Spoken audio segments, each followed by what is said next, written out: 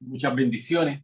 Dame un momentito para levantar la clase y poder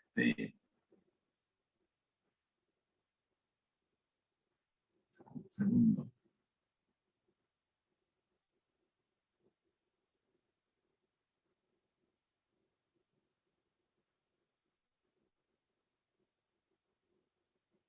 Amén, amén.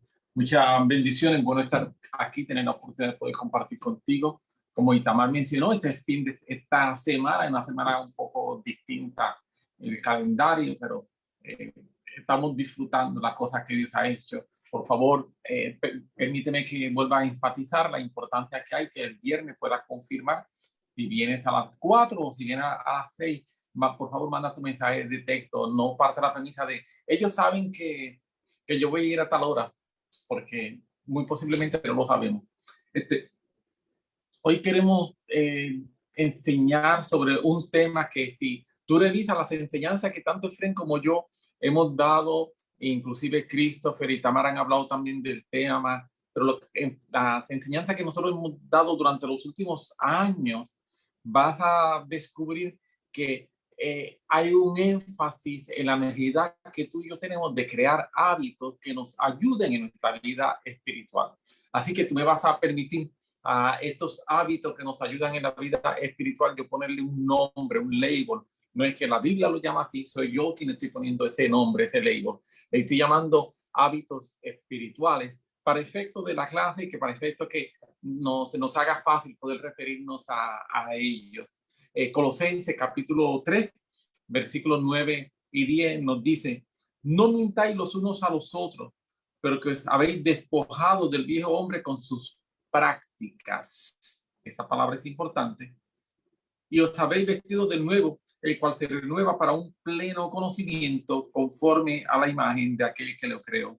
Esa palabra práctica que se traduce aquí, 1960 traduce por 60, creo que la que traduce con sus hechos, o 95, traduce por hechos. Esa palabra, pero en el original es la palabra praxis e implica un hábito que se ha creado.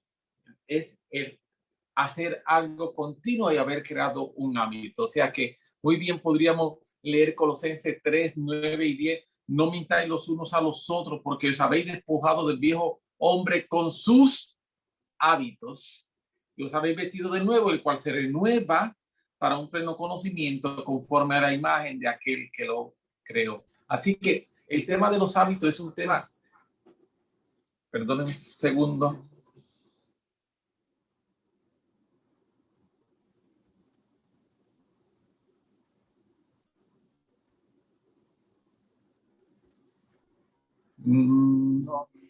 Ya vi lo que hice. Gracias. Que de momento, sin darme cuenta, hundí el dedo donde no tenía que ser y prendí aquí un micrófono y estaba dando unos problemas, así que disculpen esa. Pero estaba mencionando que el tema de los hábitos es un tema que hemos hablado hoy una otra vez, y yo, sin pretender ser dogmático sobre el particular, considero que cada creyente necesita desarrollar una serie de hábitos específicos en su vida que los van a ayudar en el crecimiento de madurez espiritual. Un diccionario simple, sencillamente español, define hábito de la siguiente manera. Dice que un hábito es aquello que se hace sin deliberación. O sea, no tengo que estar decidiendo, no tengo que deliberar en ese momento. Se hace sin deliberación por haberse adquirido haciéndolo antes. Consciente o inconscientemente. Yo lo he hecho ya sea consciente o inconscientemente, lo he hecho antes muchas veces. Y por causa de que lo he hecho antes muchas veces, llega el momento en que lo hago. Por ejemplo, gracioso, pero pasó este domingo. Este domingo tuvimos un problema con los aire acondicionados y hubo un aire acondicionado que se fue, y yo fui al donde está el panel de los aires, con la mano busqué, lo apagué, los breakers, y lo volví a prender. Perfecto. Como los 15 o 20 minutos vuelve a pasar, pero entonces yo sé que yo voy a tener que subir a predicar, así que le digo a Christopher, ven, mira, ¿dónde está? Y cuando prendí la luz para enseñarle a él, y cuando prendí la luz, dije, espérate un momento, apagué la luz, tuve que apagar la luz, volver a poner la mano y entonces prender la luz. Y le dije, es que lo hago automáticamente porque lo hago tantas veces que ese ahí no nos da problema. Pero le dije, tengo memoria muscular. Con la luz prendida, si me ponía a buscarlo, fallaba. Pero como tengo el hábito, simple y sencillamente, estirando la mano, podía tocarlo y saber dónde era. Eso es un hábito. Lo hago sin pensarlo, sin analizarlo, pero es porque lo he hecho ya otras veces y por causa de que lo he hecho otras veces puedo entonces hacerlo. La realidad es que todos nosotros estamos llenos de hábitos. Si observamos nuestras vidas, la mayor parte de las cosas que tú y yo hacemos, lo hacemos por hábito. En fin de cuentas, podríamos decir que nosotros somos criaturas de hábito. Eso es una gran realidad. Y pienso que todos vamos a estar de acuerdo en que es más fácil formar hábitos que deshacernos de los malos hábitos. Empezar un hábito es más fácil muchas veces que quitar un hábito. Pero se dice que la forma más fácil o menos difícil, podríamos decir, de terminar con los hábitos malos es reemplazarlos por nuevos hábitos buenos. Yo tengo un hábito y yo simplemente trato de quitarlo sin hacer nada. Este hábito va a ser difícil de quitar. Ahora, si yo lo reemplazo, empiezo a hacer algo en vez de eso que estaba haciendo, es más fácil poder reemplazarlo. Así que la meta que nosotros tenemos con esta clase en la noche de hoy es ayudarnos a reemplazar algunos malos hábitos con buenos hábitos que nos impulsen a crecer a la semejanza de Cristo. Esa es la meta que tenemos con esta clase. Y crecer a la semejanza de Cristo, la Biblia lo cataloga como madurez espiritual, pero permíteme decirte que es imposible hablar de madurez espiritual sin hablar de cambio de conducta y cambio de pensamiento. Sería autoengañarnos si no estamos en disposición de hablar de ello. Así que Efesios capítulo 4, versículo 13 nos dice, hasta que todos alcancemos la unidad de la fe y del conocimiento del Hijo de Dios, hasta ser un hombre de plena madurez, hasta la medida de la estatura de la plenitud de Cristo. Este versículo nos habla de que la madurez espiritual puede definirse en una sola frase. Esta frase, madurez espiritual, es ser como Cristo. Si te fijas, hasta que todos alcancemos la unidad de la fe y del conocimiento del Hijo de Dios, entiendas de Cristo, hasta ser un hombre en plena madurez, hasta la medida de la estatura de la plenitud de Cristo. Plena madurez es ser como Cristo. Romanos 8:29. Todos conocemos Romanos 8:28, ¿verdad? Pero interesante, después de Romanos 8:28, viene Romanos 8:29. Y Romanos 8:29 dice, sabemos que a los que antes conoció, también los predestinó para que fuesen hechos conforme a la imagen de su Hijo, a fin de que él sea el primogénito entre muchos hermanos. ¿Por qué Dios hace que todas las cosas obren para bien? Romanos 8:28. ¿Cuál es el propósito? ¿Cuál es el propósito de que todo obre para bien? Crear la imagen de Jesús en nosotros. Las cosas obran para bien, no cuando satisfacen mi necesidad. Las cosas obran para bien, no cuando satisfacen mis prioridades. Las cosas obran para bien cuando la imagen de Jesús es formada en ti y en mí. Eso es que todo obre para bien. Así que yo deseo hablar de 5 hábitos espirituales. Recuerden, la expresión hábitos espirituales es acuñada por mí. Tú no vas a encontrar en la Biblia un versículo que diga los 5 hábitos espirituales son. Eso no existe en la Biblia, ese versículo. Pero es un label que yo le estoy poniendo a esto para poder explicarlo. Voy a hablar de 5 hábitos espirituales que yo pienso que todo creyente debe desarrollar. Son 1, oración, lectura de la palabra, congregarse, ayunar y el dar. Son 5 hábitos espirituales que cada creyente debería de una u otra manera desarrollar en su vida. Hoy simplemente vamos a hablar de ello en forma bastante general, pero quiero ser enfático en la necesidad que tenemos de desarrollar el hábito. Desarrollar el hábito. Así que cuando nosotros hablamos de adoración, una vez yo estaba hablando y alguien me dice, la adoración no es un hábito. Yo digo, no, la adoración no es un hábito. La adoración, tener hábitos nos ayuda a desarrollar un estilo de vida que se llama adoración. Eso es lo que nosotros debemos buscar, desarrollar ese estilo de vida que se llama adoración. Y también antes de continuar, permíteme hacer una aclaración con respecto a la madurez y los hábitos espirituales, porque tenemos que ser muy cuidadosos cuando estamos hablando de esto, porque se puede malinterpretar lo que estamos diciendo. Si bien es cierto que tener ciertos hábitos no nos hacen maduros espiritualmente, no es menos cierto que una persona madura tendrá y desarrollará hábitos espirituales. Así que tener hábitos de por sí solo, una persona que lea la Biblia no significa que es espiritual, pero la persona espiritual va a leer la Biblia. Una persona que ore no significa que es espiritual o maduro espiritualmente, pero el maduro espiritual va a orar. Una persona por congregarse, venir a la iglesia, como diríamos, no necesariamente espiritual, pero un espiritual va a buscar venir y congregarse. Y así por el estilo, cuando los hábitos se le da en el contexto de lo que es entrega, haber entregado mi vida a Jesús, compromiso con el Señor, entonces, estos hábitos van a impulsar el crecimiento espiritual. Los hábitos no sustituyen mi entrega, no sustituyen mi compromiso. Los hábitos se suman a mi entrega y llaman compromiso como precisamente una forma de evidenciar esa entrega y ese compromiso. Y permíteme también mencionar algunas verdades sobre madurez espiritual. Son verdades que en el pasado las hemos mencionado, así que discúlpame si me has escuchado hablar de este tema y dice, ya yo eso lo sabía, pero pienso que es necesario. Considero que es importante recordar estas tres verdades o principios sobre madurez espiritual. Primero, la madurez espiritual no es automática. En otras palabras, puedes ser cristiano y nunca crecer espiritualmente, nunca madurar.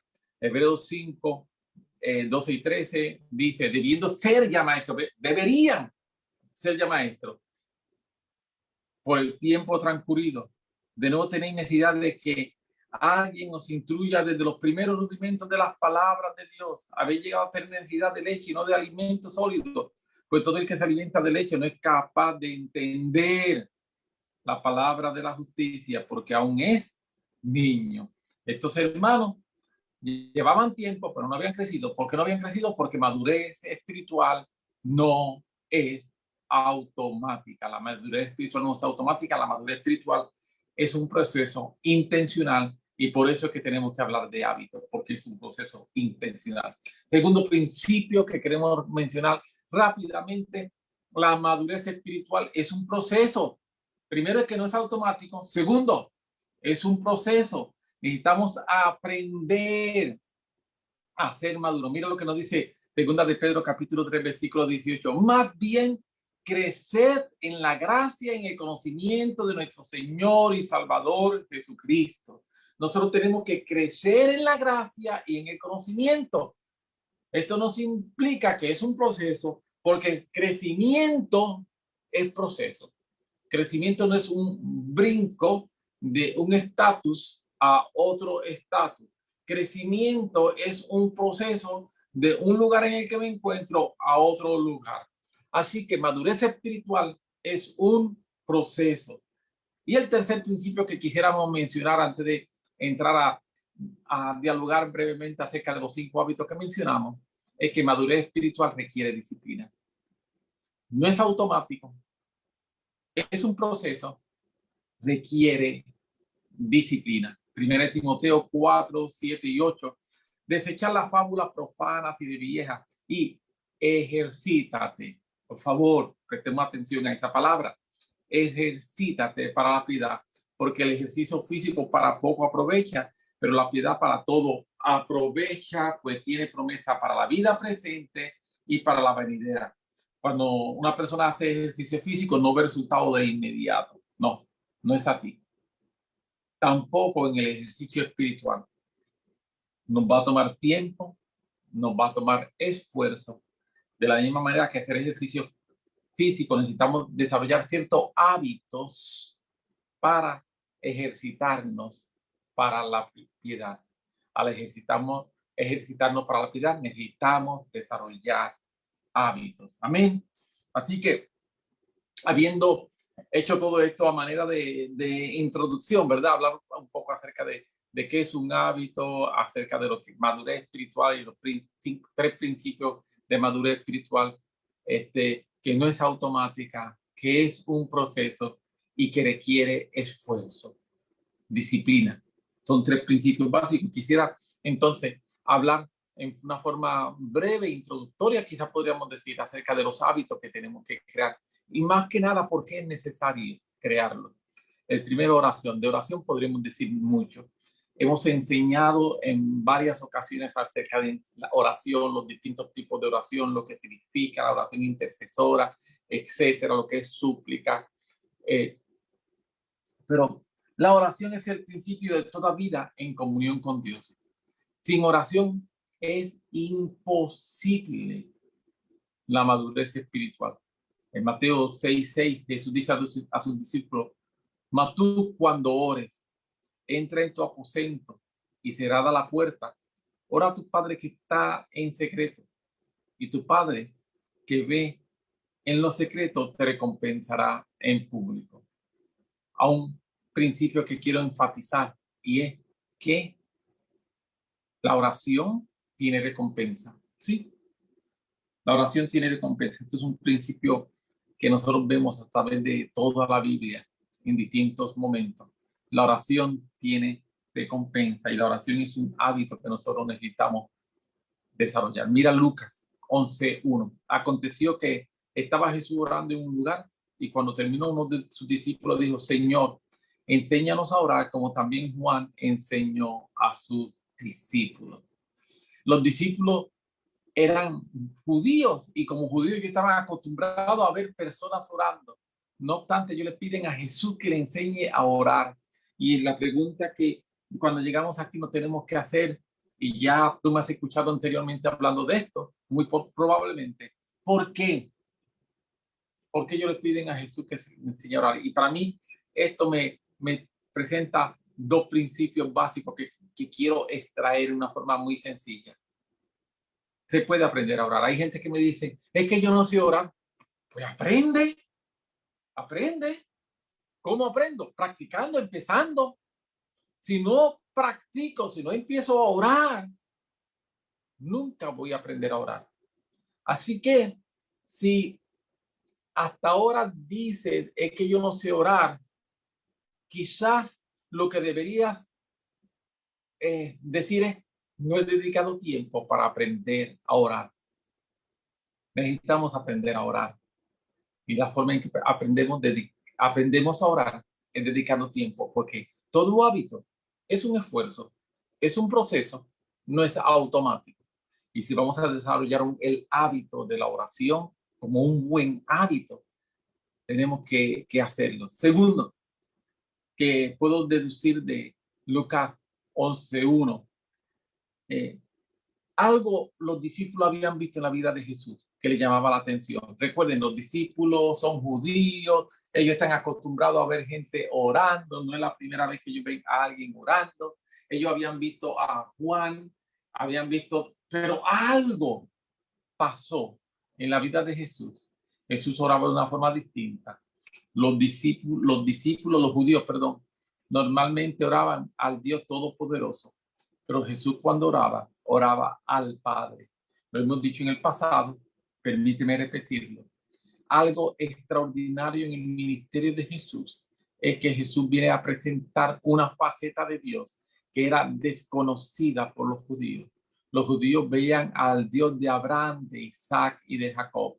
Veían al Dios todopoderoso, al Dios omnipotente, el Shaddai. Veían a Jehová Rafa. Ellos veían a Jehová Jireh. Ellos estaban acostumbrados a ver tantas facetas distintas de Dios. Pero Jesús viene y presenta una faceta que ellos no estaban acostumbrados, y era la faceta de Padre, Padre. Esa faceta de intimidad, de cercanía, de relación. Y eso es oración. Y por eso tú y yo necesitamos cultivar el hábito de la oración. Amén.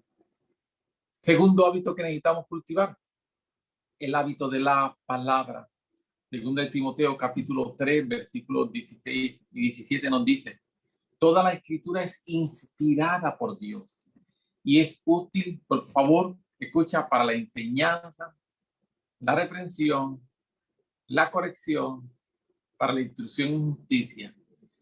¿Y qué pasa cuando yo tengo enseñanza, reprensión, corrección e instrucción en justicia? Entonces pasa el versículo 17, a fin de que el hombre sea perfecto, enteramente capacitado para toda buena obra. La palabra de Dios, estudiar la palabra de Dios, leer la palabra de Dios, aprender la palabra de Dios, dedicar tiempo a la palabra de Dios, va a traerme enseñanza.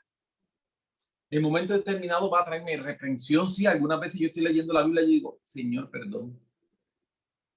Me corrige de manera tal que yo digo, no solamente Señor, perdón, en el sentido de que sino tengo que ajustar, tengo que hacer cambios. Me habla de la justicia de Dios, que tiene que ver también con cómo yo trato a otra gente, cómo yo me comporto con otras personas. No mi justicia, sino la justicia de Dios.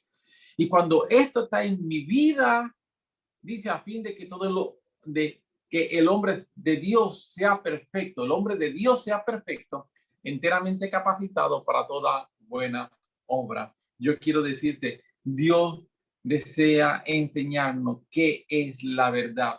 Él desea que entendamos que está mal en nuestra vida. En otras palabras, Él desea iluminarnos. Amén. Él desea iluminarnos. Y como mencioné, tiene enseñanza, reprensión, corrección e instrucción. Son 4 cosas que nosotros vamos a encontrar cuando nos acercamos a la palabra. Y esas 4 cosas es importante que cada una de ellas esté presente. Pablo nos dice que todo esto para que el hombre sea perfecto, enteramente capacitado.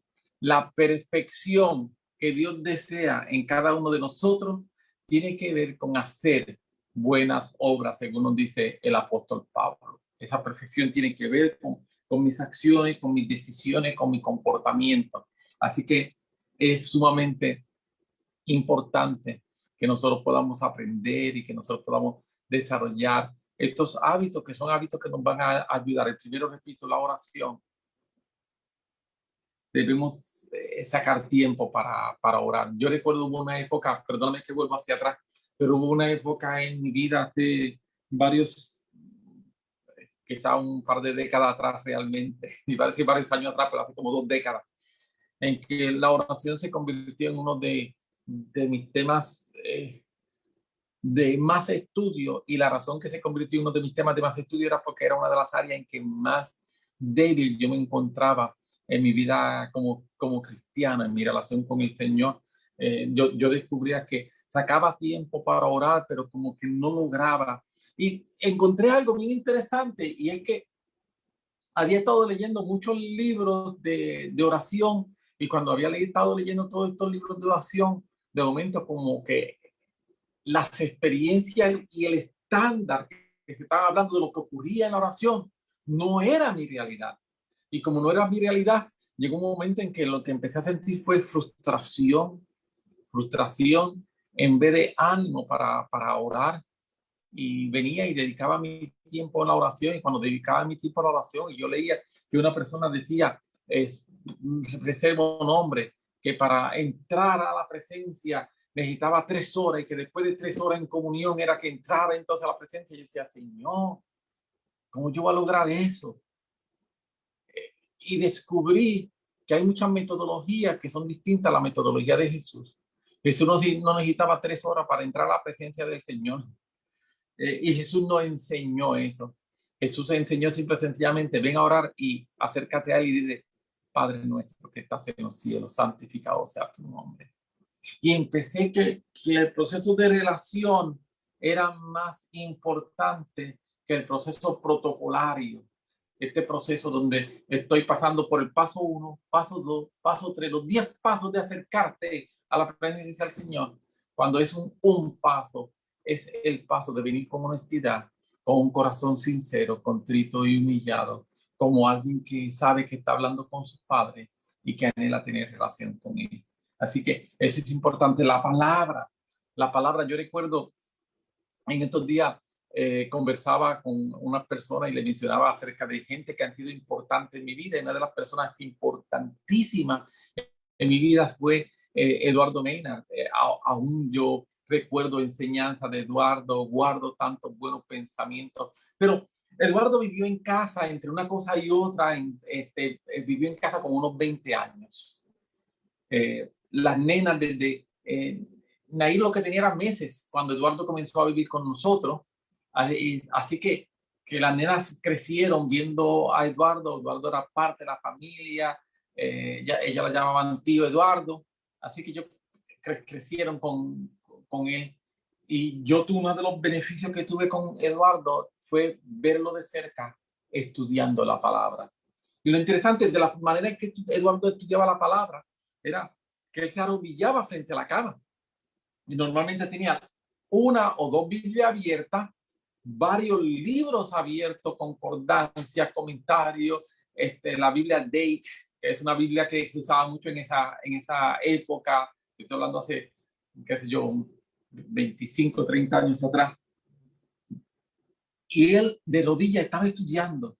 Y yo me la acercaba y le decía, Eduardo, ¿qué estudia? Eduardo me decía, hermano, la comida está tan buena, refiriéndose a la palabra. Y Eduardo me enseñó a tener hambre por la palabra. Eduardo me enseñó a no tomar la palabra como algo en poco, sino dedicarla. Y él normalmente leía la palabra de rodillas. O sea, él estaba de rodillas en su estudio. No te estoy diciendo que tú tienes que leer la palabra de rodillas. Yo muchas veces lo practico porque lo aprendí, sea por hábito, como sea. Pero lo más importante es, Eduardo me enseñó a tener hambre, valorar la palabra, valorar lo que es esa enseñanza, valorar lo que es la reprensión, valorar lo que es la corrección y lo que es la instrucción que viene por la palabra, porque la palabra de Dios es viva y está activa para ti y para mí hoy. Congregarse es un hábito espiritual que muchas veces hemos dejado. En este tiempo de pandemia es tan difícil, ¿verdad? Y como Efraín decía hace algunos domingos, este domingo no, el domingo anterior, tenemos el peligro de haber creado un hábito, que es el hábito de no necesitar congregarnos. Y eso es bien peligroso, es muy, muy peligroso. Si bien es cierto que le damos gracias al Señor por todas las oportunidades que tenemos de estar aquí, por ejemplo, hoy estamos virtual y yo doy gloria al Señor de esta oportunidad que tenemos de poder estar virtual y poder llegar donde ti y conectarnos. El mundo virtual no sustituye el mundo real, no sustituye el congregarnos. Desde el mismo nacimiento de la iglesia, en Hechos capítulo 2, vemos el deseo y la intención de Dios de que la gente se congregue. Hechos 2:1. Cuando llegó el día de Pentecostés, estaban todos unánimes juntos. Unánimes juntos. En esta época nosotros hemos adoptado, y Tamara empezando decía, aunque no estamos bajo el mismo techo, estamos bajo el mismo nombre, y lo hemos adoptado. Qué bueno saber que no estamos bajo el mismo techo, pero sino bajo el mismo nombre. Pero te voy a decir un secreto. Es bueno porque lo hemos podido hacer, es bueno porque nos ha ayudado a mantenernos conectados, pero no sustituye estar bajo el mismo techo. Nunca lo va a sustituir. Así que es importante, continuamente repetimos Mateo 18:20, porque donde están dos o tres congregados en mi nombre, allí yo estoy en medio de ellos. No es simple sencillamente dos o tres que nos hemos puesto de acuerdo, congregados en mi nombre. Sabemos que repito, esta época de pandemia ha sido tan difícil para eso, pero siempre es importante mantener comunión, siempre es importante saber que debemos estar juntos. Hebreos capítulo 10, versículos 24-25 es un capítulo importantísimo cuando estamos hablando de este tema. Dice, y considerémonos unos a otros para estimularnos al amor y a las buenas obras. ¿Qué vamos a hacer? Considerarnos unos a otros. ¿Para qué? Para discutir. No es para discutir. Es para estimularnos al amor y las buenas obras. Y sigue diciendo entonces el versículo 25, no dejando de congregarnos como algunos tienen por costumbre. Dice, hay gente que tiene por costumbre que se dejan de congregar y pueden estar, no por pandemia, sino bajo circunstancias normales. Vengo una semana, otra semana no. Vengo una semana y estoy 3 semanas sin venir. No dejando de congregarnos como algunos tienen por costumbre, sino exhortándonos, y tanto más cuando veis que aquel día se acerca. En la medida en que la venida del Señor está más cerca, más importante es que tú y yo aprendamos y podamos congregarnos. Hay algo que pasa en la congregación de los santos que no pasa en ningún otro lugar. La unción, la presencia de Dios. No pasa en ningún otro sitio. Pasa en medio de la congregación de los santos. Mira cuán bueno y delicioso es habitar los hermanos juntos en armonía, porque allí, ¿dónde? Donde los hermanos están juntos y en armonía, porque allí envía Jehová bendición y vida eterna. Amén. Hay algo que pasa en la congregación de los santos que no ocurre en ningún otro lugar. Hay una unción, hay una presencia, hay una virtud que es manifestada cuando tú y yo estamos juntos bajo el nombre de Jesús. Es estar congregados juntos bajo el nombre de Jesús. Es algo extraordinario, es algo indescriptible, es algo que trae una gracia, una unción especial que solamente ocurre cuando estamos bajo el nombre de Jesús. Amén. Este sería el tercero. Vamos un momentito al cuarto de los hábitos que queremos mencionar. Ayunar. Mateo 6:16 dice, cuando ayunéis, no seáis austeros como los hipócritas, porque ellos desmudan su rostro para mostrar a los hombres que ayunan. De cierto os digo que ya tienen su recompensa. Es interesante, si te fijas el versículo, no dice si ayunas. Si ayunas es una opción. Si lo quieres hacer, lo hace. Y si no lo quieres hacer, no lo hace. Pero eso no es lo que dice el versículo. El versículo no dice, si ayuna, no seas austero. El versículo dice, cuando lo haga. En otras palabras, Jesús parte de la premisa que vamos a hacerlo. Jesús parte de la premisa. Jesús enseña que lo vamos a hacer, que lo vamos a practicar. Eso es lo primero que quiero mencionar. Sabemos que muchas veces cuando hay ayuno, las personas dicen, pues estoy ayunando con este propósito, estoy ayunando con este otro propósito. Y yo no voy a decir que eso está mal, ¿ok? No quiero decir eso. Nosotros, yo inclusive he practicado ayunar y mencionar cosas en mis ayunos. Y perfecto, eso está muy bien. Pero lo que quiero decir es que indistintamente cualquier propósito específico o especial que podamos tener, debemos recordar el propósito primordial del ayuno. Es intimidad y relación con Dios. Mira lo que dice Dios en Zacarías capítulo 7, versículo 5. Habla a todo el pueblo del país y a los sacerdotes diciendo, cuando ayunasteis y llorasteis en el quinto y en el sexto mes, estos 70 años, habéis ayunado para mí. La pregunta es esa. Dicho sea de paso, es interesante porque cuando tú miras a lo que se está refiriendo Zacarías, se está refiriendo a una palabra inclusive profética que había y un llamado de Dios a que el pueblo ayunara, el pueblo lo buscaba y dice que lo hacían durante 70 años en el quinto y en el séptimo mes, 2 meses específicos.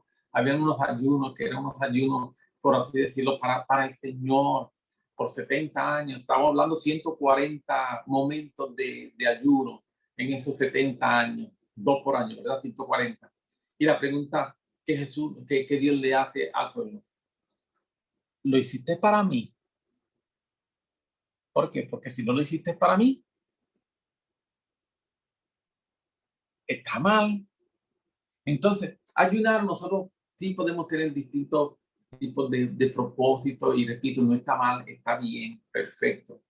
Pero el ayuno es para el Señor. Ayunar no es una buena idea. Ayunar es un mandato. Permíteme repetirlo. Ayunar no simple y sencillamente es una buena idea. Ayunar es un mandato del cielo. El próximo hábito, que sería el quinto, es el hábito de dar o de ofrendar, como prefieras llamarlo. Yo no tengo problema con ninguno de los dos. Mira lo que dice Mateo capítulo 6, versículos 2, 3 y 4. Cuando pues des limosna, no hagas tocar trompetas delante de ti como lo hacen los hipócritas en las sinagogas y en las calles para ser alabados por los hombres. De cierto, digo que ya tienen su recompensa. Eso es lo que no debemos hacer. Más, cuando tú des limosna, no sepa tu mano izquierda lo que hace tu derecha, para que sea tu limosna en secreto y tu Padre que ve en los secretos te recompensará en público. Nosotros creemos que cuando yo estudio la Biblia, ofrendar, dar es por un lado un acto de fe, es un acto de obediencia y es un acto de agradecimiento. Por ejemplo, tú lees Hebreo 11 y dice que por la fe,